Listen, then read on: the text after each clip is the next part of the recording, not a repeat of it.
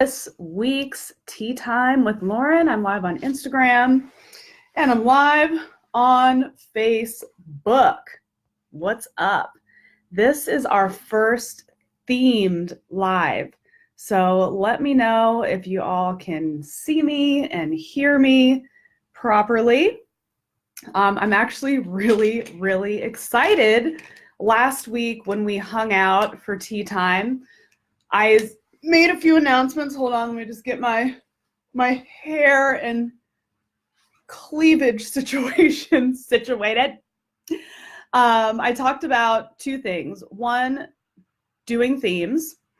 Two, limiting these lives to 5 questions because it's like a lot of questions. You guys submit a lot of questions, which is awesome. But I want us to stay like on point. So the questions that you all submitted for this week's live, which the subject is style confidence, they're awesome. Like, they're the best questions ever. I could not be more excited to answer them. And let's just do this. Hello, everyone. Hello, everyone on the Facebook and the Instagram. And of course, I have my tea in my M for Messiah mug. Drinking Field to Cup. If you visit Field to Cup's website, enter Lauren20 at checkout, and you will get yourself a sweet little discount on some tea. Okay, let's jump right into it. So the first question is, how do you dress for yourself and not for others? Oh! Can you tell how excited I am? Okay, so there's 2 things that come into play when you're getting dressed, and you might not like this answer, but it's both. There's part of it is dressing for yourself, and part of it is dressing for others, but the big but the others is still all about you. So let me try to explain. So a lot of people, they get into that thing of like, who cares what people think? People should like you from what's on the inside. Do you? Blah, blah, blah. But other people's perception of you can have a negative or a positive effect on you. So I always challenge my clients to think about how they would like to be perceived. What is the story that they would like to tell others through their appearance? Because your appearance comes to play before your actions and words can ever get in. Like, the first thing is you see a person and you make some sort of assessment on who they are, their abilities, their competence, whatever. So you get to control the dialogue when you decide what you put on your back. So if you are going into like a big business meeting, for example, like, I remember I did a huge pitch to a department store, like one of the biggest department stores in the world. And it was really important for me to dress like me and to dress in a way that I felt very authentic to myself. Because if I put on some stiff ass suit and went in to pitch these execs, I would feel inauthentic. And when I started talking, they'd quickly discover I'm no corporate bitch, okay? But I needed to have my place in the room.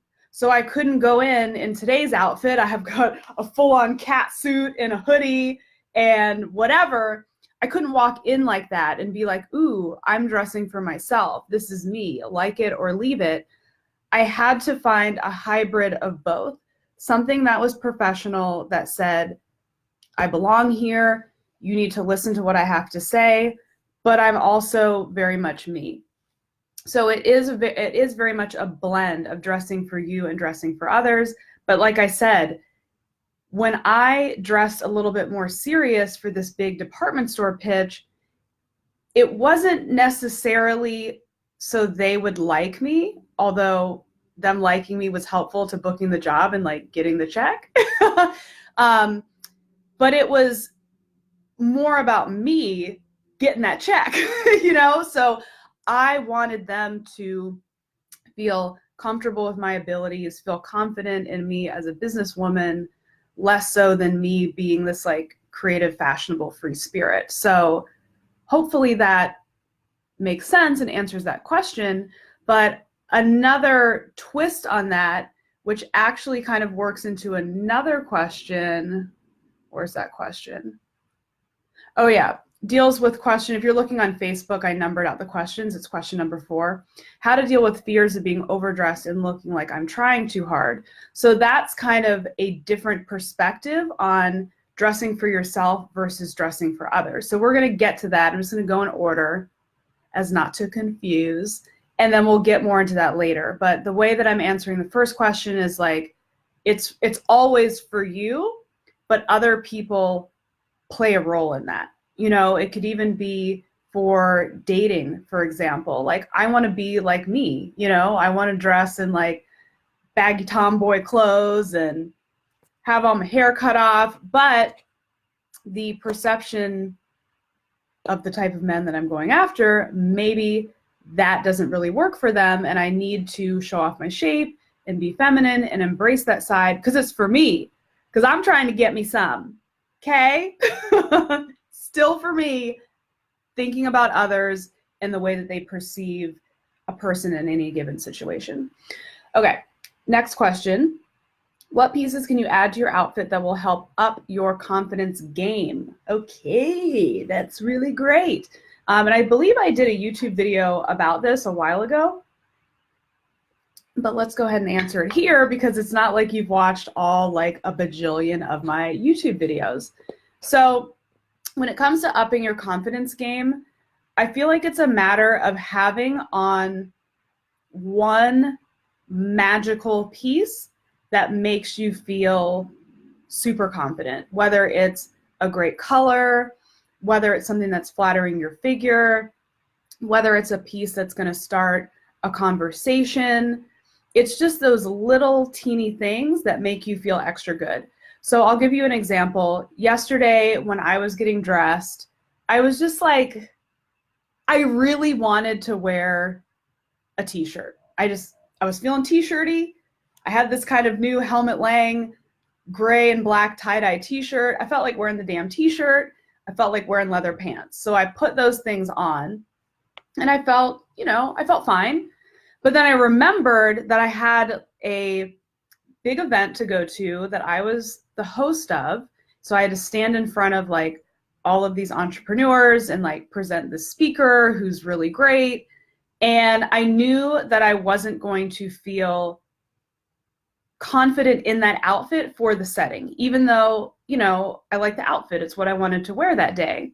So I thought about what pieces that I had in my closet that I could add to this outfit because I really wanted to avoid having a closet meltdown. And I talk about this a lot in my work because I think many of us can identify with it.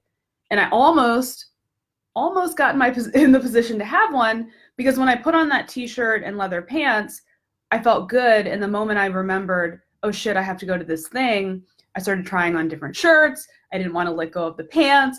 And I was starting to get a pile in my room and I was starting to get frustrated. So that's when I was like, okay, what do I have in my closet that I know I love, that I know will bring positive attention? So I put on this like little purple duster trench coat thing that I bought a couple weeks ago because whenever I wear that, people like love the color and they compliment the color and they think it's unique. So I threw that on. And then I also put on like a big statement necklace because a statement necklace is always going to grab some sort of positive attention. At least that's been my experience in the way that it works in with my personal style. So adding those two pieces really upped my confidence game. And trying something a little bit different with my makeup also helped. Like I put on this hair clip that was a little attention getter. And then I did a little something different with my eye makeup. And just those tiny little tweaks made me feel infinitely more comfortable than I would if I just said, screw it. I don't care what people think. I'm wearing the tie-dye shirt and the leather pants and everyone's gonna have to deal with it. So think about those pieces. It's a color, it's a cut, it's exciting, that makes you feel good. For example, today, I'll give you another example. I bought this, like, I want to try to stand up a little bit. Okay. Woo, here we go. So I have been eyeing this little like cat suit type of thing on Net-a-Porter for a while, and I finally decided to just pull the trigger and get it. It's technically like a workout outfit, but I had a vision of just wearing it as normal clothes. So putting it on, your confidence could go down because you're like, well, this isn't even supposed to be clothes. It's skin tight. But literally, while I was getting dressed, I turned on Beyonce's Flawless, and I had on my outfit, and I was just jamming, I was getting dressed, and I felt like sexy and powerful and feminine. And then I added this little jacket on top to like give it a little Lauren flair.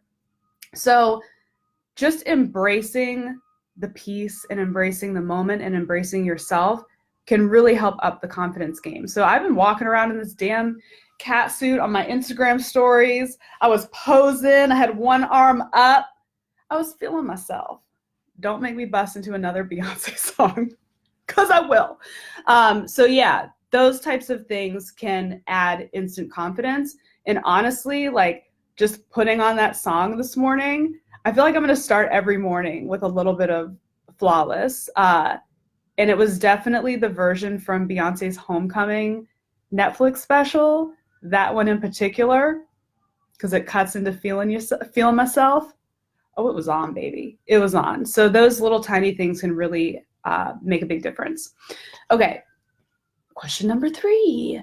How do you get the courage to present yourself with a new style to people you know? I love this question. It's one of the reasons why I picked it as one of the top 5. Okay, this is it always comes up when I work with a client. Always comes up, whether they're in person, whether they're virtual, it always comes up where they get to a point where they want to change their style, but they don't want it to look like they changed their style, but they want to change their style. So they're like, okay, so I want to look like this, this, and this, but I don't want to look like I'm trying too hard. I don't want to go into work and have people say like, oh shit, you changed your style, or like, wow, you did such and such.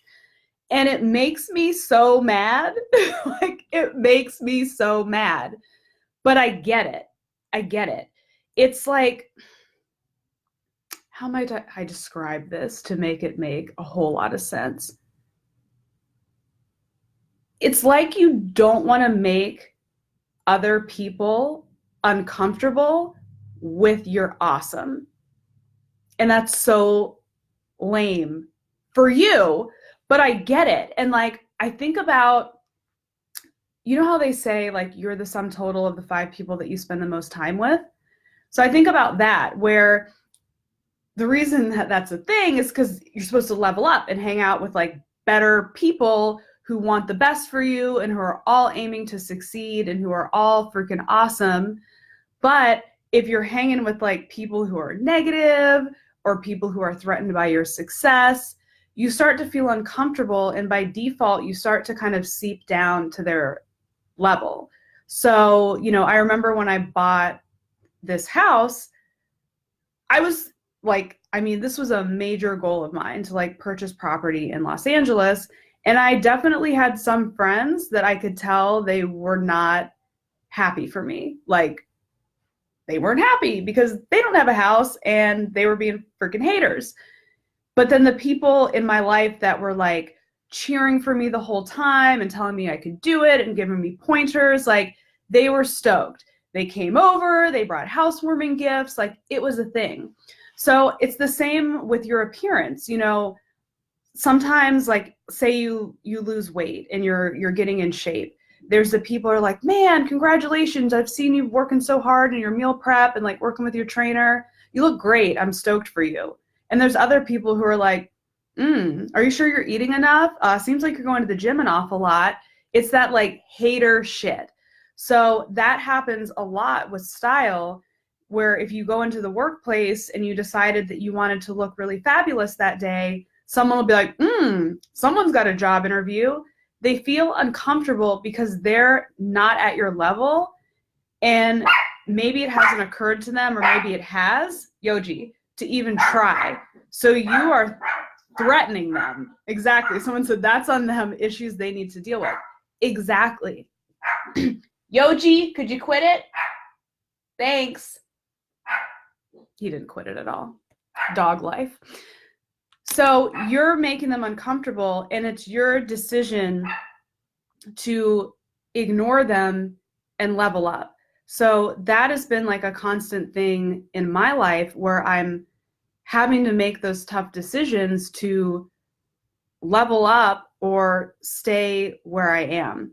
So the moment that you decide to have the courage to dress nicer or look sexier or be bolder or whatever your particular goal related to your style is, the second you make that decision, you've entered the next level, my friend. You're going to get that promotion. You're going to get that relationship. You're going to get whatever it is, that space in the room. And all of a sudden you're with a totally new group of people, you know, like the people that have the job you want, the whole dress for the job you want, not the job you have. They're already up on this level. They're like carrying the dope handbag. They're looking fly. And if they're not threatened by you looking fly. They're asking questions.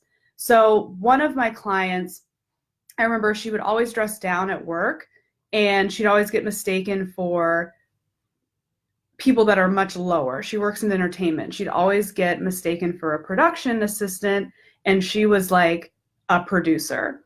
The moment she started dressing like an executive producer, not dressing at the level of like producer, but at the next level, people levels above her were like, man, how do you always look so great all the time? Like, that's incredible. What's your secret? They weren't like, damn, someone's dressed up. They were like, what's your secret? Tell me.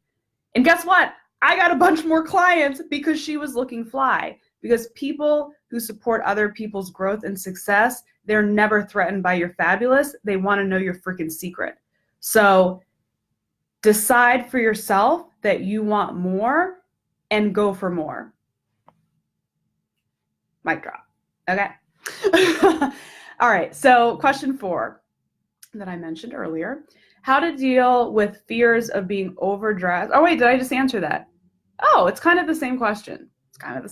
Maybe I should grab another one. So how to deal with fears of being overdressed, looking like you're trying too hard, is the same as above. It's the same as having the courage to present yourself to new people.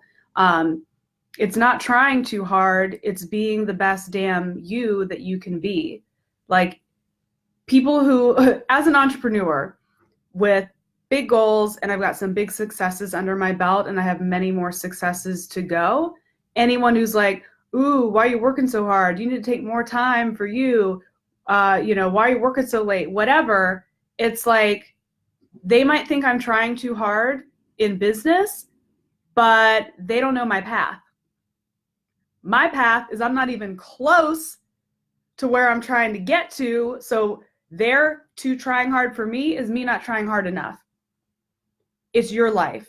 Are you going to let other people live it for you? I've lived so much of my life worrying about what other people think. It's been like one of the most major, giantest, Lauren's not speaking properly right now, roadblocks in my life. And I was sharing with some of the members of my mastermind group the other day, like, for the first time, I'm feeling like I don't give a fuck what other people think. Like, truly don't care. I've made some pretty crazy, like, are you okay, business decisions lately. I don't care. And it's been a decision I've been trying to make for years and years. And everyone's like, well, do you think about this? Are you crazy? And I'm like, don't care. I'm feeling free, right? People who, have questions about, oh, who are you hanging out with this? What are you doing over here? Don't care. Doesn't matter. It's my life. I'm grown. I know things. Allow me to make mistakes if I so choose. So it's the same thing. Like, you're trying too hard for others could be you not trying hard enough. And if you're thinking about this stuff, if you had the time to type it into a question box to have me answer it, you want to do better for yourself. And your outward appearance, to me, is a reflection of the other areas in your life. So if you're having a desire to want to dress better and present yourself better to the world, the fact that you're fighting something so simple as that, to be like, oh, I don't know, what else are you holding back on? That's why I love working with my clients in kind of a deeper way when it comes to style of this is what's showing up on the surface. Imagine what's underneath. So if we can start showing up for ourselves better outwardly, it becomes like a snowball effect, like my most latest style transformation, because I always go through my programs with my clients. So Personal Style University, I go through it every year, sometimes twice a year, depending. I go through the Style Solution book, and I have certain goals, so certain goals, like I want to start dressing more feminine and more sexy and embracing my shape and embracing who I am. The outward appearance is showing what my fears are on the inside, showing that I'm hiding behind clothes, that I'm desperately afraid to get hurt again. So I'm like hiding through like masculine attire and not like being as like beautiful and feminine as I could be. There was shit that was on the inside that I couldn't work through because I was hiding on the outside. So, if you decide that you want to start dressing up at work, maybe you were underdressing at work because you were afraid of your performance. You were afraid that you didn't belong in the room, that who are you to deserve to make money? Or who are you to be presenting in front of this like major organization or whatever it is? It's all like, it's a mask, So if we change the mask, people talk about fake it till you make it. I don't necessarily consider it faking it until you make it, but I more think of it as embodying that persona. I've talked about this before. I might have talked about it last week, or maybe it was the master class that I recorded. You'll learn more about that later. I did a whole free class on goal setting and style, how to make your wardrobe work for you. So if you're on my mailing list, you'll be hearing about that soon. But there is like a proven concept called enclothed cognition that has been studied by like psychologists and scientists and the whole shit. If you wear a shirt that has a Superman logo on it, you are physically stronger. Like there is proof that people wearing the shirt embody a superhero and can like lift heavier weights, There are tests, and I've done this on my YouTube channel. I have videos, The Science of Style, where people were wearing white coats. Half were told they were doctor's coats, half were told they were painter's coats. The people who thought they had on a doctor's coat performed better on a test than people who thought they had on a painter's coat. So what you put on your body, you can embody those feelings, those emotions, that performance. So if you are underdressing at work or dressing the same as the like loser, low achievers, you will embody a lower loser, underachiever. But the second you step up and show up for yourself, things are different, right? Things are different. When I have on my skin tight, boobs out cat suit, which is something I wouldn't normally do, I actually feel and am behaving differently than I would with a big old t-shirt and baggy mom jeans. I still have love for my mom jeans though. Shits are comfortable. Okay, so bust through the fear, because the fear is something else. It's something else that is much deeper than just your clothes. It's deeper than the outward confidence. It's the whole total package confidence.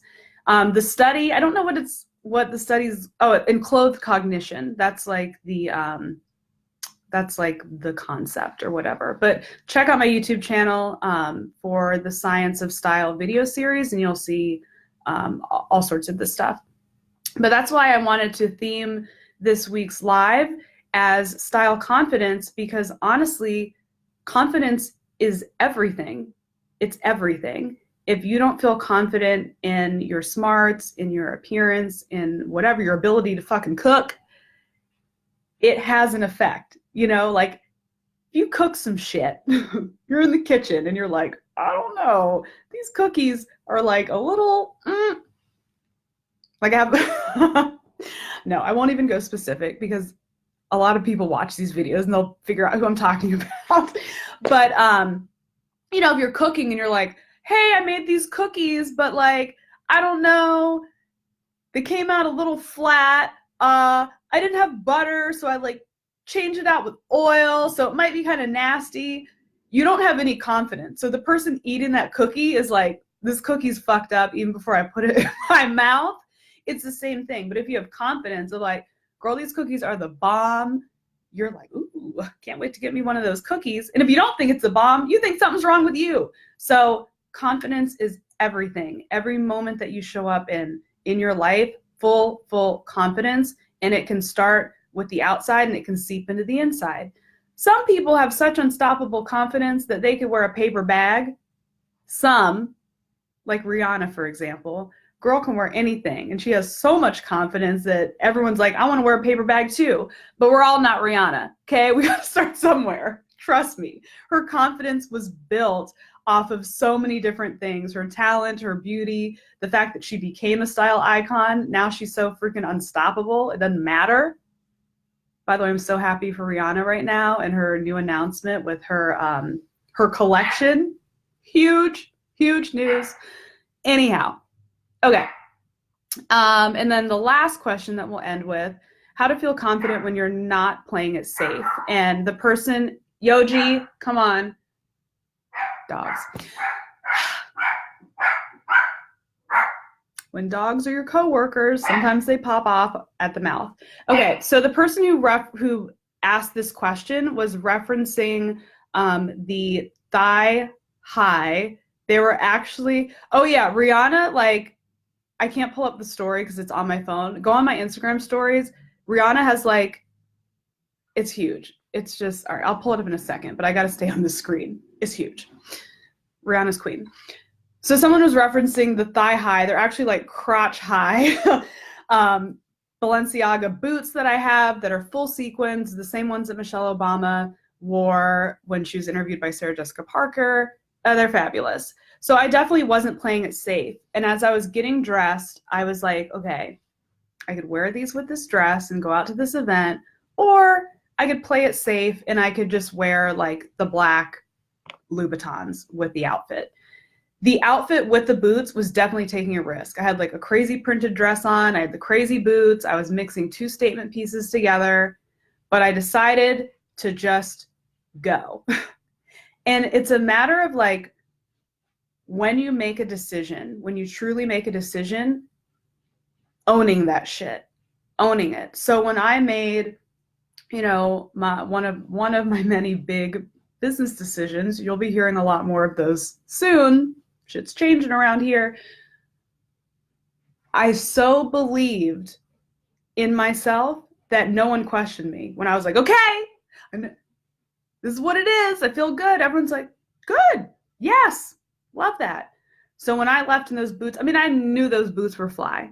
Hello, Michelle has them. Okay. So I just had to own it. And I walked into that room and I stood tall. Maybe you got to put a little Beyonce on in your head or in the background. And I showed up, and so many people, they weren't even worried about the outfit, whether the outfit was too much or too little. It was too much. But the boots, they were so magical. And I loved them so much that everyone was commenting on them. They were touching them, and the confidence just increases and increases and increases. So it's a matter of getting out of your comfort zone.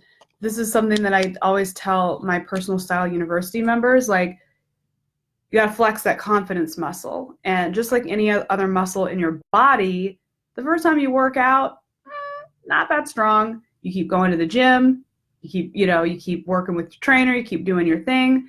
The muscles get bigger, they get stronger, you flex them, you look great. So it might take a couple times where you go out in a risky outfit and it doesn't fucking land, or you feel weird.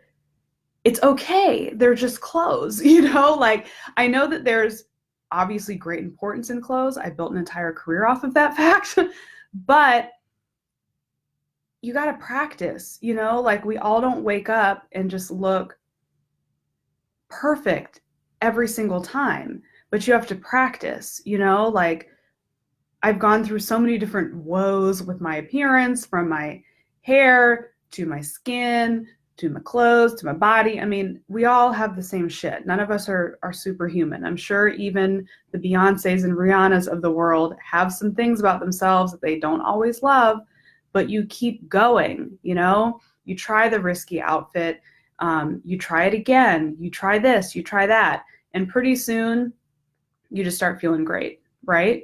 I liked a comment that just came here. She said, be right back, about to do my outfit planning for the week, feeling so inspired. Yes. And planning, that's huge. Like that's something that I really hammer hard in with my clients in Personal Style University, is like planning, analyzing. So every time I work with a client, whether it's in PSU or the Style Solution book or in person or whatever, we always start with the 7-day selfie challenge. And that's when you really experiment with just purely being yourself, wearing what you want to wear and seeing what the reactions are, and being very aware of how you're being perceived, not in a crippling way of like, oh God, do they look at me? But just noticing little things. So I went through the 7-day selfie challenge last week with my Style Solution planner, and I noticed that the more form-fitting things that I wore, I was being perceived a lot differently, getting comments on my physique, getting checked out at the grocery store,